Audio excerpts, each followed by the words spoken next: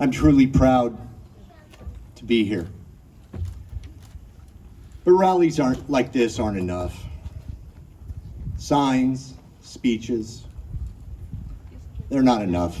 Thoughts and prayers, they're not enough.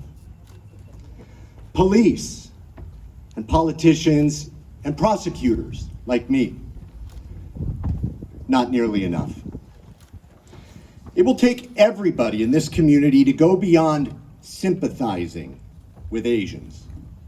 When we see on CNN that 6 of them were senselessly murdered in Atlanta, or one of them is attacked while waiting at the Diridon train station in San Jose, just so she can go to her job at Palo Alto Medical Foundation, help us as a nurse. We can't just be against racism, we need to be anti-racist. We can't go back in time to stop the murder of Matthew Shepard. We can't go back and sit next to Rosa Parks on the bus in Montgomery, Alabama. We can't even go back to last week at the McDonald's in Mountain View when someone was screaming racial slurs at people who worked there just because they were Mexican. But we can take responsibility for our own neighborhoods. We can get to work. We can give money to anti-hate organizations. Educate yourself about the history of this country. Learn about the courage of the Little Rock Nine. Get inspired about the life of Mayor, Congressman, Secretary of Commerce Norm Mineta, a native son of San Jose, the first Asian American to be elected mayor of any major city in the United States.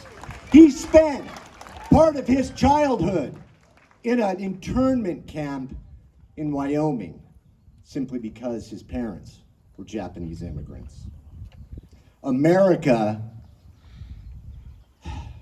it's only as good as it can be when it lives up to its true promise of justice for all.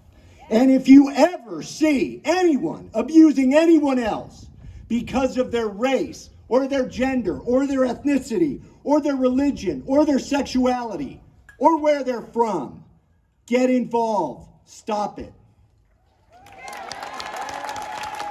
All of us have a chance to help America live up to its true promise.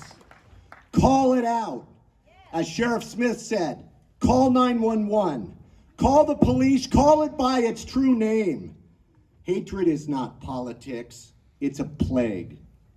And the antidote to this plague will not be created in a lab for Pfizer or Moderna. It will be made in your home, in your dorm room, in your office. The solution to hatred is in our hearts, and it's in our hands.